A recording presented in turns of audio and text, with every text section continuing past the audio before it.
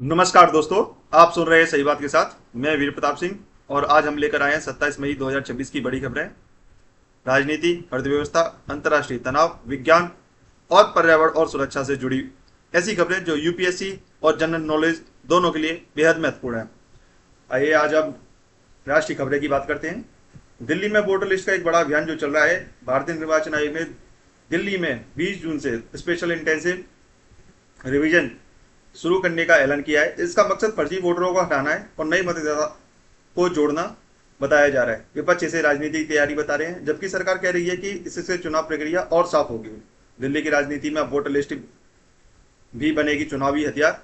तो यहाँ पे एक ये पॉलिटिक्स से रिलेटेड एक न्यूज निकल के आ रही है। तो यूपीएससी पेपर सेकंड में इसका इंटरलिंक होता है। अब राष्ट्रीय खबरों के साथ हम एक नई न्यूज को कवर करते हैं। भारत कनाडा रिश्तों में फिर गर्माहट देखने को मिली है। केंद्रीय मंत्री पीयूष गोयल ने कहा है कि भारत और कनाडा के बीच आर्थिक साझेदारी का नया दौर शुरू हो सकता है। दोनों देशों के रिश्ते पिछले साल काफी तनावपूर्ण थे, लेकिन अब व्यापार और निवेश पर बातचीत तेज हो रही है। अब यूपीएससी प्रोस्पेक्टिव से या पॉइंट के हिसाब से देखें तो भारत की विदेश नीति में इकोनॉमिक डिप्लोमेसी का महत्व बढ़ रहा है। तो इस नजरिए से ये न्यूज इंपॉर्टेंट है, ध्यान रखना। और आईआर से भी रिलेटेड ये न्यूज है, तो इसका भी विशेष रूप से ध्यान रखें। आइए हम अब इसी के साथ तीसरी न्यूज जो कि आईआर से रिलेटेड है। भारत अमेरिका क्रिटिकल मिनरल्स समझौता। भारत और अमेरिका ने रेयर अर्थ मिनरल्स और क्रिटिकल मिनरल्स को लेकर नया फ्रेमवर्क तैयार किया है। इससे चीन पर निर्भरता कम करने की कोशिश होगी और लिथियम, कोबाल्ट और ग्रेफाइट जैसे खनिज ईवी और रक्षा उद्योग के लिए बेहद जरूरी है। तो मोबाइल से मिसाइल तक का अब खनिजों की जंग भारत में भारत की एंट्री है। तो इसका इस प्रोस्पेक्टिव से भी यूपीएससी के प्रोस्पेक्टिव से ये देखें तो ये इंपॉर्टेंट न्यूज है। तो आईआर देखो, अभी इंटरनेशनल रिलेशंस और जो कि भारत और विदेशों से जो हमारे संबंध है और कौन कौन से समझौते हुए हैं उनसे रिलेटेड ये न्यूज है। तो आईआर कई सारी ये चीजें न्यूज कवर करेंगी, तो इस चीज का ध्यान रखना। अब इसी के साथ हमारी एक नई न्यूज जो कि भारत राष्ट्रपति भवन में पद्म पुरस्कार समारोह चल रहा है। तो नई दिल्ली में राष्ट्रपति भवन में पद्म अवार्ड 2026 का पहला समारोह आयोजित हुआ है। प्रधानमंत्री ने कई कलाकारों, वैज्ञानिकों और सामाजिक कार्यकर्ताओं को सम्मानित किया है। तो ये ध्यान रखना, इनकी लिस्ट थोड़ी लंबी है, तो आप विशेष रूप से इसका ध्यान रखें और उन लिस्टों को मेंशन कर लें कि कौन किस किसको पद्म अवार्ड मिला है। और यूपीएससी पॉइंट के हिसाब से पद्म अवार्ड जो भारत के सर्वोच्च नागरिक सम्मानों में शामिल है। तो ये सबसे मोस्ट इंपोर्टेंट न्यूज है। और देखो, अवार्ड, पुरस्कार, ये सब चीजों से न्यूज क्वेश्चन पूछता है, तो उसका भी ध्यान रखें स्टेट पीएससी वाले। और किस किस को किस किस श्रेणी में ये अवार्ड दिया गया है, तो उसका भी नाम और उसकी थोड़ा क्षेत्र देख लें कि किस किस क्षेत्र में ये दिया गया अवार्ड। अब हम नई न्यूज की तरफ चलते हैं। जैसे कि अर्थव्यवस्था से रिलेटेड एक न्यूज है। भारतीय अर्थव्यवस्था पर वैश्विक विश्व बैंक का भरोसा। रिपोर्ट्स के अनुसार भारत की जीडीपी ग्रोथ 7% से ऊपर रहने की उम्मीद है इस साल। हालांकि पश्चिम एशिया के तनाव और तेल की बढ़ती कीमतों को बड़ा खतरा माना जा रहा है। तेल की आग के बीच भी दौड़ रही है भारतीय अर्थव्यवस्था, क्योंकि ईरान और अमेरिका का युद्ध चल रहा है। तो उससे सभी को पता है कि ऑयल प्राइसेस बढ़ गई हैं। तो यहाँ पे कई सारी चीजें निकलेंगी। तो उसके ब्याह पे भी इकोनॉमी से रिलेटेड यहाँ पे जीडीपी ग्रोथ कितनी है, 7% से ऊपर देखने की उम्मीद है। तो इसका भी विशेष रूप से ध्यान रखें। अभी 7.4 ऐसा कुछ है। अभी अंतर्राष्ट्रीय खबरों की तरफ हम मूव करते हैं। ईरान अमेरिका तनाव फिर खतरनाक मोड़ पर आ चुका है। जैसे कि अभी कल फिर मिसाइल छोड़ी गई है। तो ईरान अमेरिका तनाव फिर खतरनाक मोड़ में है, क्योंकि मध्य पूर्व में हालात लगातार बिगड़ रहे हैं। स्टेट ऑफ हॉर्मुज को लेकर ईरान और अमेरिका के बीच तनाव जारी है। ईरान ने साफ कहा है कि समुद्री रास्तों को लेकर अभी कोई समझौता नहीं हुआ है। अब हॉर्मुज स्ट्रेट से दुनिया का बड़ा हिस्सा तेल सप्लाई होता है और यहाँ तनाव बढ़ा तो पूरी दुनिया में पेट्रोल डीजल महंगा हो सकता है। तो तेल की नस पर बैठा है दुनिया का तनाव। तो यहाँ पे ऑब्वियसली सभी विश्व में इस चीज का बहुत इम्पैक्ट देखने को मिला है, क्योंकि ऑयल प्राइसेस बढ़ गई हैं और कई सारी चीजों में बढ़ोतरी देखी गई है। इसी के साथ एक नई न्यूज निकल के आ रही है। चीन की चाल और लंबी रणनीति, क्योंकि अमेरिका और ईरान आपस में लड़ रहे हैं, तो ईरान को कहीं ना कहीं ये बैक सपोर्ट चीन और रसिया कर रहे हैं। तो विशेष विश्लेषकों का मानना है कि चीन सीधे युद्ध में कूदने के बजाय लॉन्ग गेम खेल रहा है। वह ईरान के साथ आर्थिक और रणनीतिक संबंध मजबूत कर रहा है। और मल्टीपोलर वर्ल्ड ऑर्डर का यहाँ पे उदाहरण माना जा रहा है, क्योंकि देखो ईरान क्यों चल रहा है, उसका कारण क्या है उसे पता है। चाइना और रशिया उसे सपोर्ट कर रही हैं।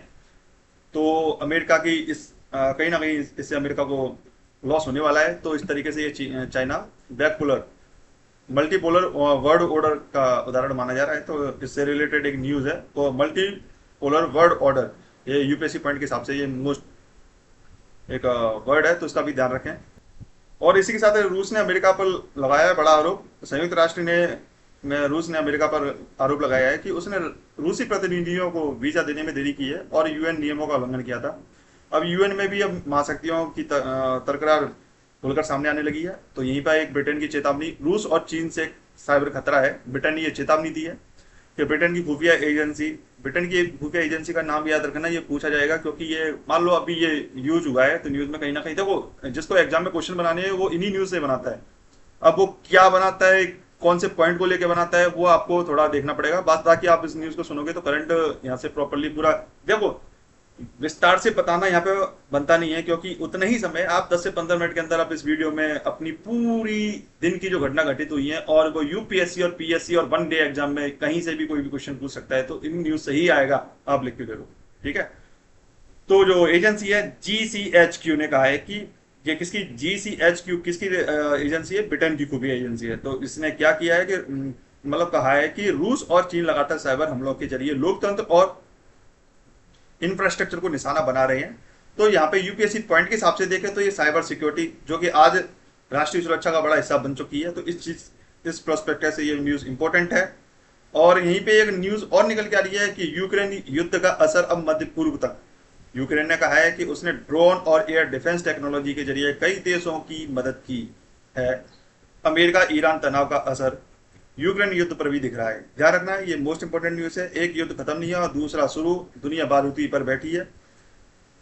तो अब हम पर्यावरण और विज्ञान की तरफ बढ़ते हैं। अब पर्यावरण और विज्ञान की तरफ बढ़ते हैं। यहाँ पे एक पर्यावरण से रिलेटेड एक न्यूज है। जलवायु संकट पर यूएन की चेतावनी आई है। और क्या है, संयुक्त राष्ट्र के अधिकारियों ने कहा है कि जीवाश्म ईंधन पर निर्भरता कम नहीं हुई तो आने वाले वर्षों में खाद्य संकट और महंगाई और बढ़ सकती है। तो यूपीएससी पॉइंट के हिसाब से देखें तो क्लाइमेट चेंज अब सिर्फ पर्यावरण नहीं बल्कि आर्थिक और सुरक्षा मुद्दा भी बना है, ये सबसे बड़ा है। तो इस चीज को भी ध्यान रखें। तो यूएन ने चेतावनी दी है। अब इसी के साथ एक नई न्यूज, एआई और टेक्नोलॉजी की नई दौड़ देखने को जो मिली है। तो अमेरिका, चीन और यूरोप के बीच आर्टिफिशियल इंटेलिजेंस और सेमीकंडक्टर टेक्नोलॉजी को लेकर प्रतिस्पर्धा तेज हो गई है। भारत भी इस क्षेत्र में निवेश बढ़ रहा है, मतलब अपना निवेश बढ़ा रहा है। अब दुनिया की सबसे बड़ी जंग बंदूक नहीं है, चिप और डाटा से लड़ी जाएगी। ये सबसे मोस्ट इंपोर्टेंट फैक्ट है क्योंकि अपने आप को सभी देश अपने आप को अपडेट करने में लगे हुए हैं आर्टिफिशियल इंटेलिजेंस को लेकर। तो यूपीएससी के लिए आज के महत्वपूर्ण विषय के आधार पर हम देखें तो हमने जो न्यूज डिस्कस की है तो वो किस सब्जेक्ट से और कौन कौन से टॉपिक हमने डिस्कस किए थे। देखो, पहली न्यूज थी वोटर लिस्ट संशोधन जो कि पॉलिटी से रिलेटेड है। क्रिटिकल मिनरल्स जीडीपी ग्रोथ, ये इकोनॉमी से रिलेटेड है। थर्ड न्यूज थी हमारी इंडिया कनाडा संबंध और ईरान यूज तनाव, वो आईआर से रिलेटेड है। यहाँ पे साइबर वारफेयर की बात थी तो वो सिक्योरिटी से रिलेटेड है। और क्लाइमेट क्राइसिस की बात है वो इन्वायरमेंट, और एआई और सेमीकंडक्टर रेस की बात थी वो साइंस एंड टेक्नोलॉजी से रिलेटेड है। तो दोस्तों, 27 मई 2026 की दुनिया में राजनीति से लेकर तेल, टेक्नोलॉजी और युद्ध तक हर मोर्चे पर हलचल तेज है। भारत जहां आर्थिक और रणनीतिक ताकत बनने की ओर बढ़ रहा है, वहीं दुनिया कई नई संकटों से गुजर रही है। दुनिया बदल रही है तेज रफ्तार से, और खबरों की इस दौड़ से जुड़े रहिए सही बात के साथ। मैं वीर प्रताप सिंह, और आपको कल मिलते हैं। जय हिंद, जय भारत, कल नई न्यूज के साथ और नई अपडेट के साथ।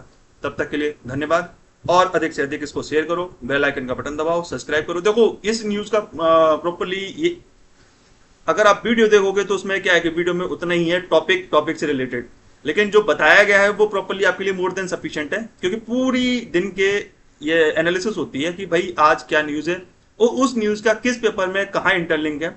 यूपीएससी वाले, पीएससी वाले और वनडे एग्जाम वाले, देखो सभी आयाम को कवर किया जाता है यहाँ पे, पॉलिटी, इकोनॉमी और साइंस एंड टेक्नोलॉजी और इन्वायरमेंट इकोलॉजी।